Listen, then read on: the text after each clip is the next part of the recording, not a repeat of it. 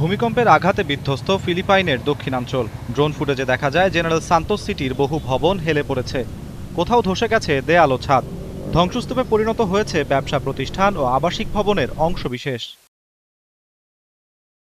সোমবার ভোরে সারাঙ্গানি প্রদেশের উপকূল থেকে প্রায় ২০ কিলোমিটার দূরে আঘাত হানে ৭.৮ মাত্রার এই শক্তিশালী ভূমিকম্প। এর পরপরই কয়েকটি দেশে সুনামি সতর্কতা জারি করা হয়। কম্পন অনুভূত হয় পুরো মিন্দানাও অঞ্চল জুড়ে, এমনকি ইন্দোনেশিয়ার মানাদো শহরেও। সবচেয়ে ক্ষতিগ্রস্ত এলাকাগুলোর একটি সান্তোস সিটি।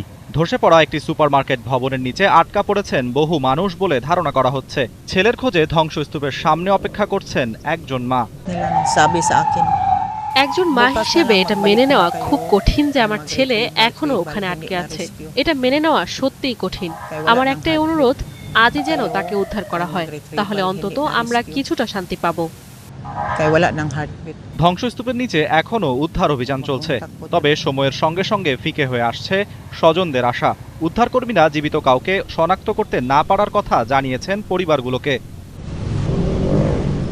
নিহতের সংখ্যা আরও বাড়তে পারে বলে জানিয়েছে কর্তৃপক্ষ, কারণ অনেক এলাকায় এখনও পুরোপুরি তল্লাশি অভিযান শুরু করা যায়নি। আফটারশকের আশঙ্কায় ক্ষতিগ্রস্ত ভবনগুলোতেও প্রবেশে সতর্কতা জারি রয়েছে। ৮ মাস আগে সেবু উপকূলে ৬.৯ মাত্রার ভূমিকম্পে ৭৯ জন নিহত হয়েছিল। এরপর মিন্দানাও অঞ্চলেও আঘাত হেনেছিল আরও দুটি শক্তিশালী ভূমিকম্প। বিশেষজ্ঞরা বলছেন প্রশান্ত মহাসাগরীয় রিং অব ফায়ার অঞ্চলে অবস্থানের কারণে ফিলিপাইন বিশ্বের অন্যতম ভূমিকম্প প্রবণ দেশ।